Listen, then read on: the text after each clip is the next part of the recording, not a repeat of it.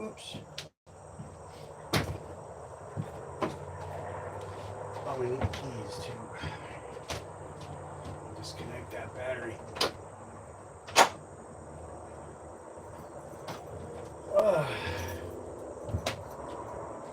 Excuse me. See if anybody comes on here.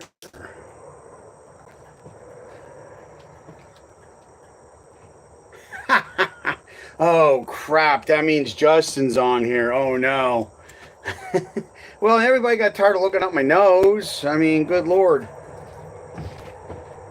Why is this not releasing?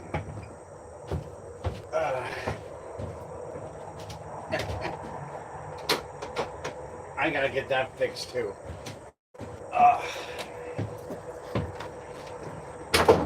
Here we go.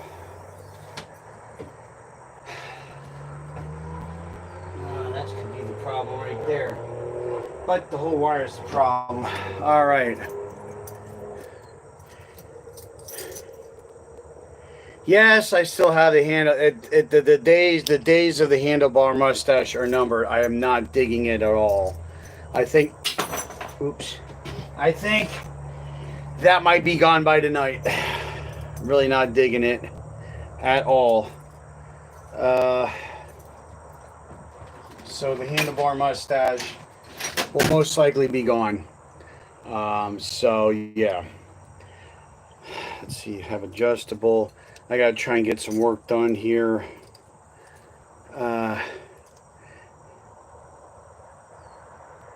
Yeah, Shuggy Nana, how you doing? Thanks for checking in. Yeah, it did a little bit. All right. Excuse me. I'm going to the back. I gotta go to the back of the trailer here. I tend to some issues from yesterday at the drag races. Oh, wait. Duh, that's why I brought the keys.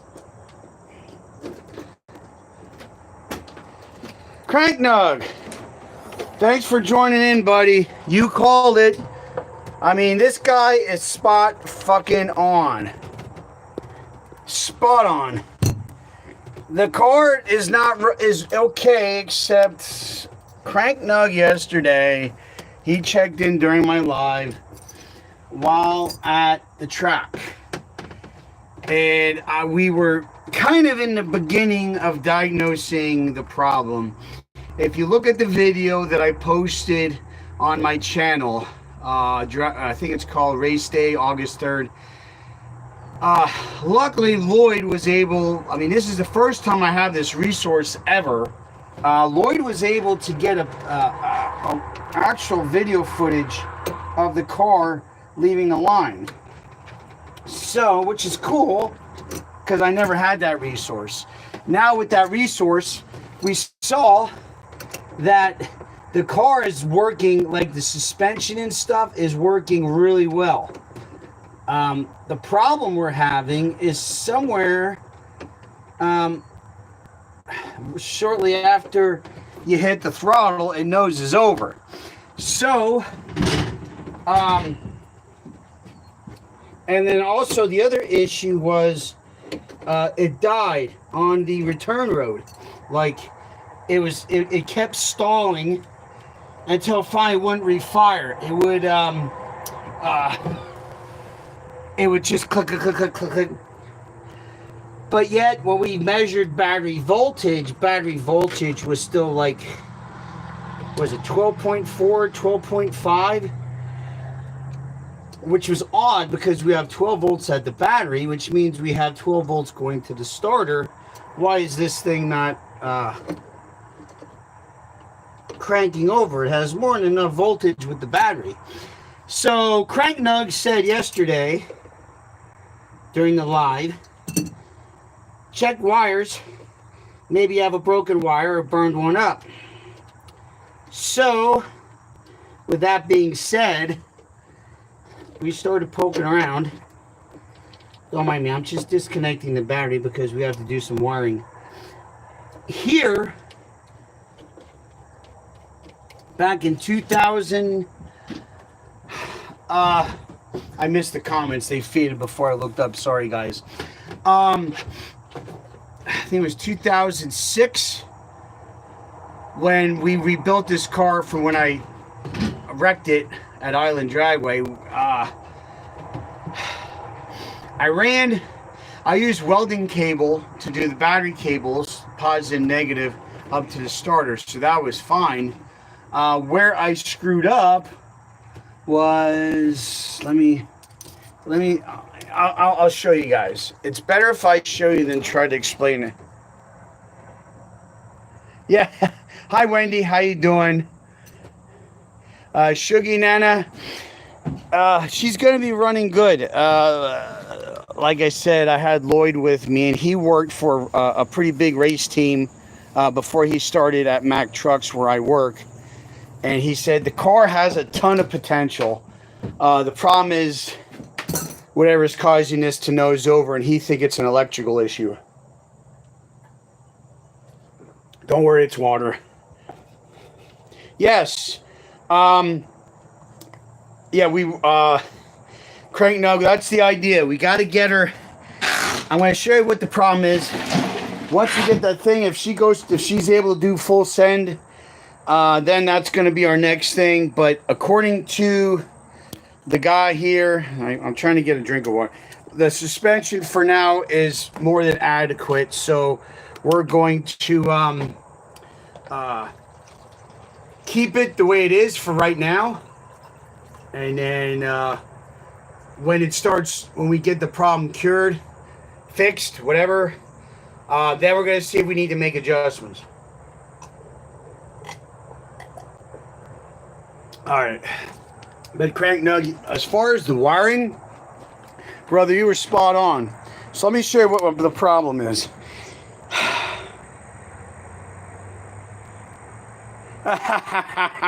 Yeah, right? All right, so here's the issue. Anybody knows Iron Price sees it already. It's right there. This wire is way too small, okay? That's probably like a 14 or 16 gauge wire. That's no good. Oh, I'm sorry to hear that, Wendy. Of course, I'm getting a phone call right now. So I might have to bounce soon.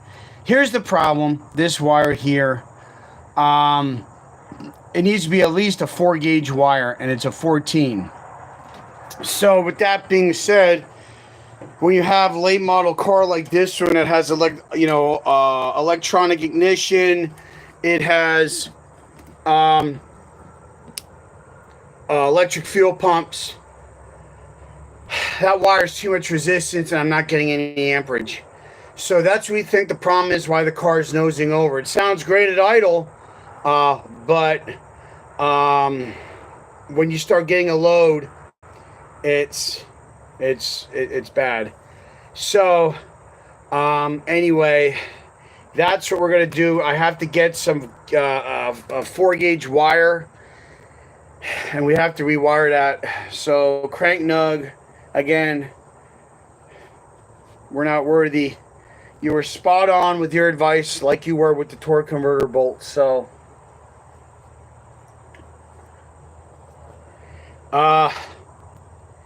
that's what's with that.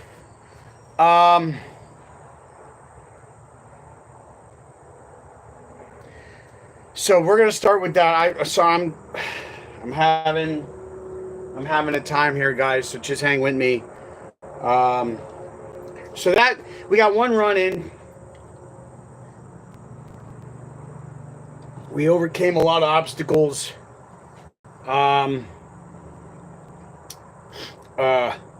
Being getting there without wheels falling off the trailer, so we did that.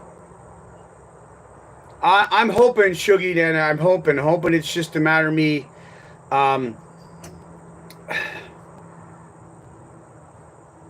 The guy that's helping me, he wants to run the wire inside the car, so he wants to drill a hole in the firewall because he doesn't like the idea of having wires running outside the car because they're exposed to everything.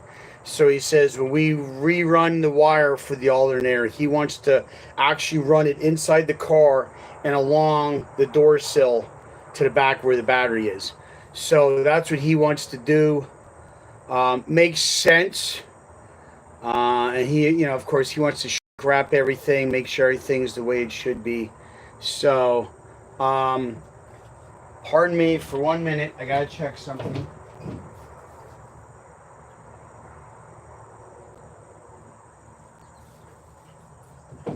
All right, we're back. So yeah, so that's kind of where we're at with the cars. So, and then, so it's not broke, but it's kind of broke. I don't know. It's not like a blown engine or a transmission or a rear. It's just wiring. So, well, I shouldn't say just wiring because it has to be right, but it's just a matter of getting the wire and doing the labor at this point, which I can deal with a lot better than if it was blown up engine. So anyway, that was the deal with that. The car went in 814, which sucked. And yeah, you got that right. The car went 814 in 8th, which was terrible. We should be like in like 750 range, but we're not. So hopefully with this right size wire, that'll fix the issue with that, I hope. And we're going to do that. We'll get the wire, we'll get the connectors, fix it, get it back together. We'll take it to the track, and we'll see what it does, if it fixes the problem or not. So we're out to wait and see with that. Trying to think what else. I can't think of anything else. We have to and as far as like a time frame, I don't know. Had a my mom was rushed to the hospital today, so waiting to see. Oh hey. Hey. Everybody good? So we're waiting to see the outcome of that, as far as how we're going to schedule or be able to have time to fix what's going on with the car. So it might take a little longer than we were originally anticipating, but for good reason. So we're just going to wait and see how that transpires, and we're going to go from there. But it should be a relatively easy fix to get it up and going. So I'm hey buddy. So I'm going to I think this live's going to be short. Hey, thank you, Shuggy. Yeah, we're going to get some more videos up. Like I said, I saw no need to run the car another run when we know what the problem is and could possibly leave the car stranded again. And we missed the setup. As far as I missed the front tire setup, I missed a bunch of other things. So that could have been, obviously that was some ET that I left on the table.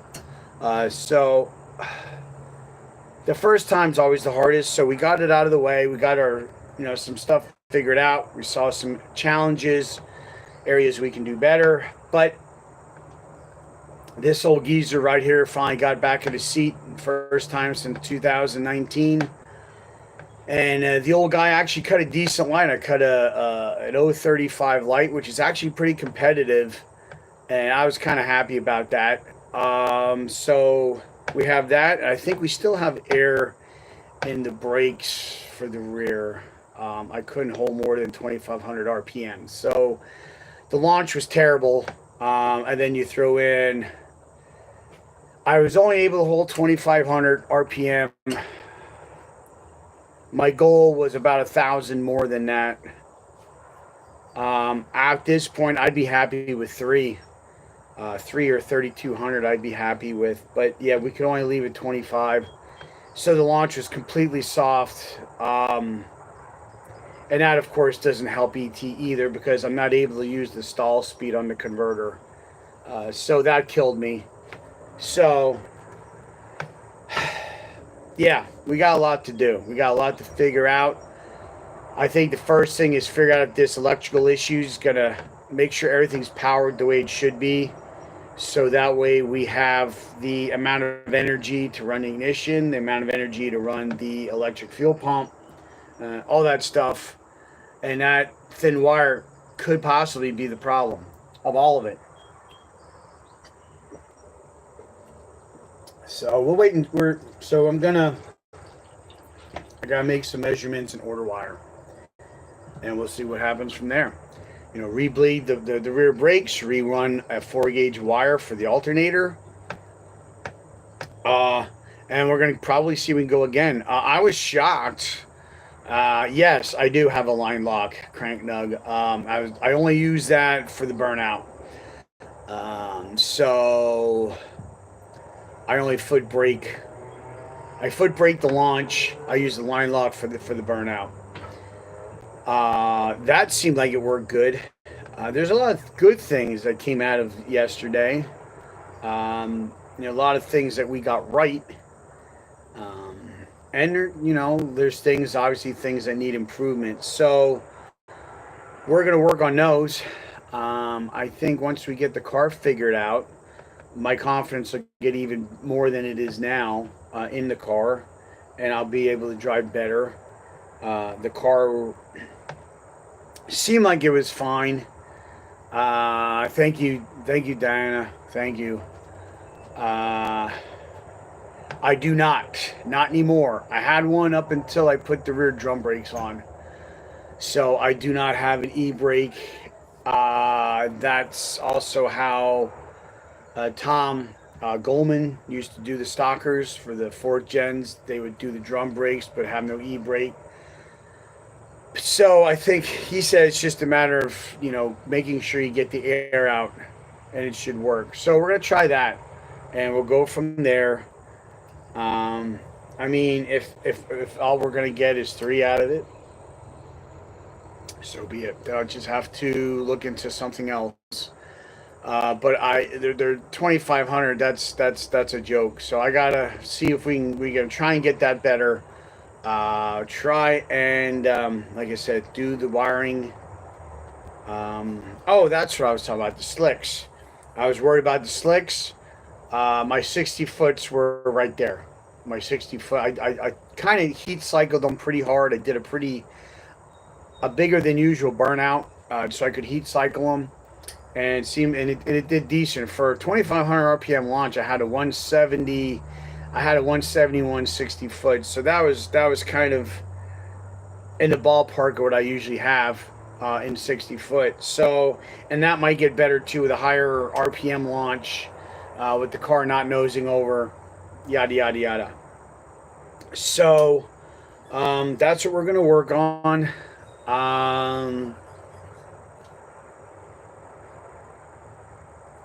Other than that, I thought, of course, would have liked to do another run or two, but all in all, the car is not broken. We made it there. I got in the driver's seat, made it pass, loaded up, made it safely home. That's a good day.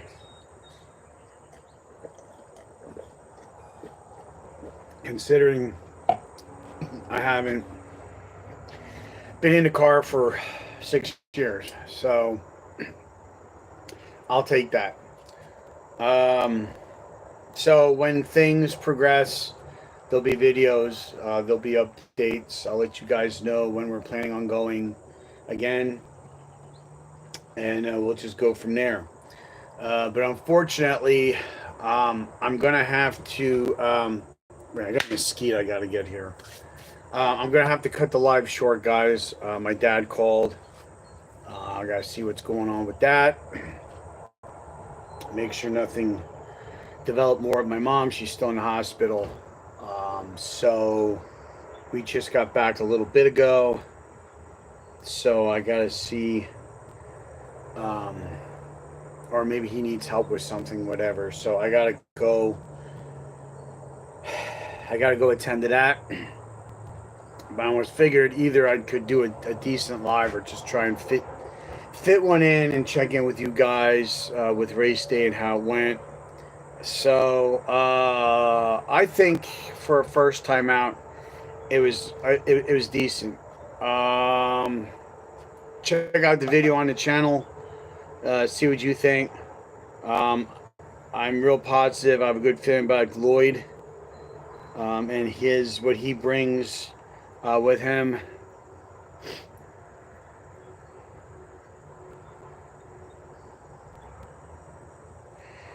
Yeah.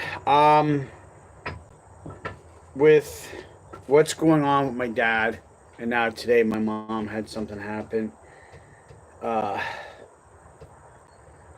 Those talks, if you will, like I had with dad, like back in the 60s when he used to run Vargo, when Vargo was opened. He used to run up at Pocono, up there, I forget what and then it had one in Wind Gap. I always liked hearing his stories about back in the day when he drag raced and the stuff they did. I mean, they didn't have the aftermarket like we're lucky. We don't realize how lucky we have it nowadays with the aftermarket and the parts and the knowledge and the tech articles that are out there. And I was doing it before the internet. Now with the internet, the information is at your fingertips. I mean, you can find out. Thank you, Diana. Thank you. The information's at your fingertips. So if you have a question and if you can know how to type some words together on Google, you can find it. So that's great. But even to this day, you know, with my dad being in the health he's in, he'll tell a story about back in the day. So I enjoy those times, and I think when a day comes when he does pass, I'm gonna probably cherish those memories even more than I do now. You know, the funny stories about, you know, where dad would go race on the street or something. And back then, you know, people uncorked the pipes right there on the street. You know, there was one story mom said about, I guess she just got done. She uncorked the pipes on dad's car and the cops showed up and they're hiding in the freaking bushes from the cops, you know, and stuff like that. I mean, that shit's funny, but that's really how it was back then, you know. It's just, it's good stuff, you know. It's the memories. Brings a chuckle, but it's part of the history. It's part of where drag racing came from, and I would hope we never forget that. Oh wow, 1974, nice. That stuff's all cool. I was lucky enough. There was a gentleman I worked with. He passed away, but he had a '56 Chevy. It was a gasser. He used to run Maple Grove. He used to run Beaver Springs. Yes, it is super cool. I like looking back on the history. I think I enjoy looking at the history of drag racing more than just trying to tune my junk. You know, I like learning stuff from the old timers. It's neat stuff. You know, we're bombarded right now.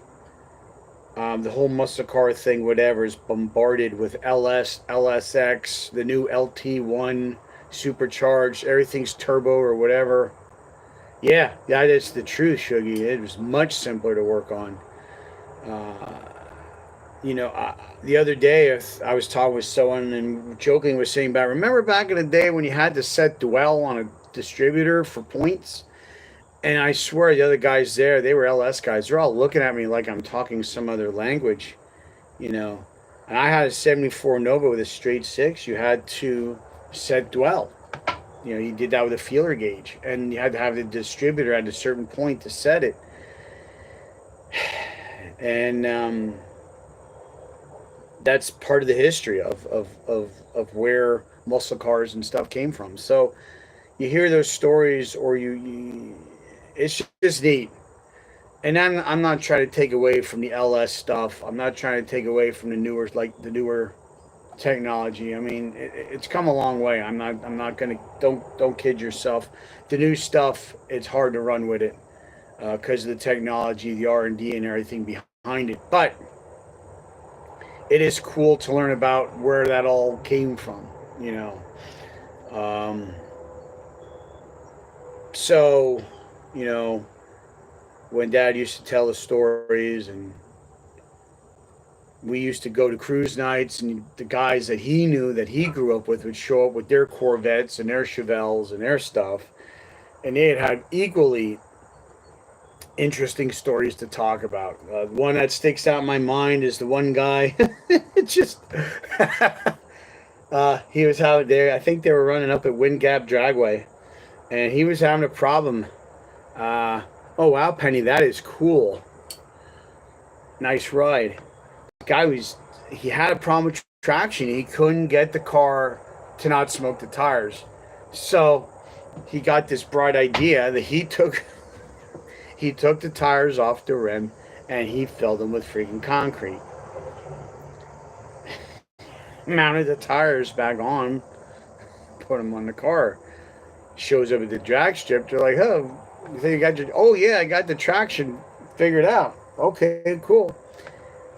He goes up there first pass. He winds it up. He dumps the clutch, shoots the freaking spider gears, explodes the rear end, shoots the spider gears into freaking orbit, and the car just sat there with everything. All the parts flew out of the rear. So, yeah, I guess he took care of his traction issue. It just didn't go. It's too damn heavy. But yeah, it's crazy stories like that. It makes you chuckle. But when you look back, we didn't have the knowledge that we have now. We didn't have R&D. There wasn't that back then. Oh wow, that's cool. Those sound like good events to go to. I like that. Sounds interesting. But unfortunately, for me, at least, a lot of the people that I look to have either passed on or getting out of it. Um, One or two people or three people that are still left, I value them immensely because it's an invaluable resource. So I'm glad to have people like Tom Goldman, Jason Leindecker, and a couple other people. I'm glad to have them around. Um, there's a lot of people I miss, like Ed Hoffman. I miss Jimmy Seidel. Um, and other people that I've lost contact with, like Rick Medency and other people. Um, I miss those people and the resource and knowledge that they have. So I'm just trying to, uh, in my little way, as small as it is, trying to keep that alive, just in a little bit of storytelling or whatever, what I do. Um, with the lives, with the channel, whatever. I'm just trying to keep that legacy going. Uh, I fear it one day it will be dead. I fear one day, but I'm gonna try my best to keep it going as long as I can. So sorry, didn't mean to get all sentimental and whatever there, but there you have it. So, uh, man. So anyway, uh, there will be content with the Camaro. We are going to get this rewired. We're going to get this thing figured out. We are going to go to the drag strip, and hopefully we're going to be better. And I'm hoping this guy here does a better job at driving, and he becomes a better racer and gets you better content. And it just all be better. Unfortunately, to get better, you have to stretch yourself and get uncomfortable, which yesterday was for me. But it was worth it. Learned some things, pushing myself, and that's what needs to happen. So,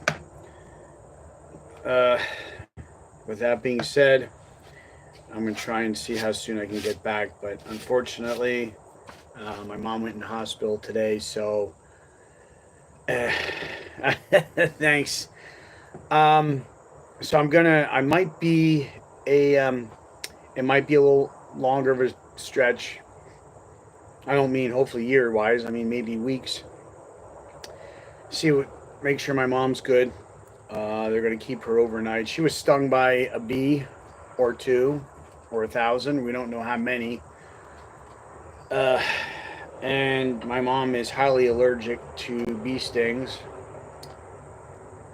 So she also ended up somehow, I don't know if it was the excitement of it or the stress or whatever, she had a stroke at the same time. So it's a double whammo. Right now she's in, I'm not going to say medically induced coma, but she's under, they have her down until the medicines and stuff take effect. They want to watch the swelling in her throat before they pull the tube out. And so tonight's a wait and see. As long as her heart rate stays good, her breathing is okay. If the swelling goes down in her throat,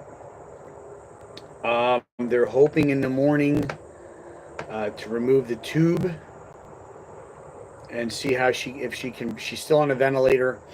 So they're going to see how she breathes on her own. And if everything goes good, they can start bringing her back out of it, if you will, whatever it is. I'm not sure the correct term. But when they do like checking for responses, she does respond. So the nervous system is good.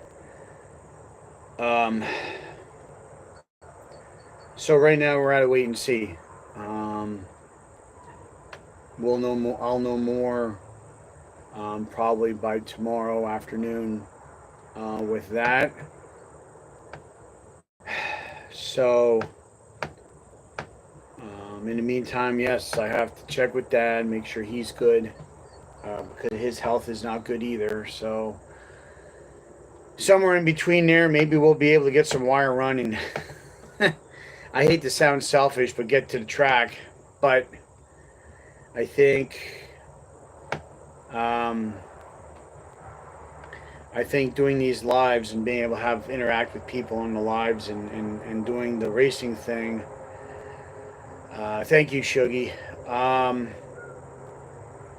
I think that's the distraction I need right now, is just doing these lives, working on the car, trying to get to the track. I think right now it's what I need. And I want to thank everybody who checked in. I want to thank everybody for still hanging around and listening to me ramble. So with that being said, I'm going to go ahead. I'm going to get to work here. I got to go check in on Dad. Like I said, he called during the live here in the beginning, so I go check in on him. So, all right. Thank you, everybody, for checking in. Thanks for all the hopes, and thank you for the prayers. That's okay. That's okay. But thank you, everybody. I'll try and do a live tomorrow. If I don't, could be just busy with other stuff. Everybody just be understanding right now. Appreciate it. All right. Didn't mean to end it heavy, but there it is. But all right, guys. Hopefully I have some updates on the car tomorrow too. Okay? So I'm going to end it again. Watch out for each other. Take care of each other. We'll see you next time right here on Big E's. Bye for now, guys.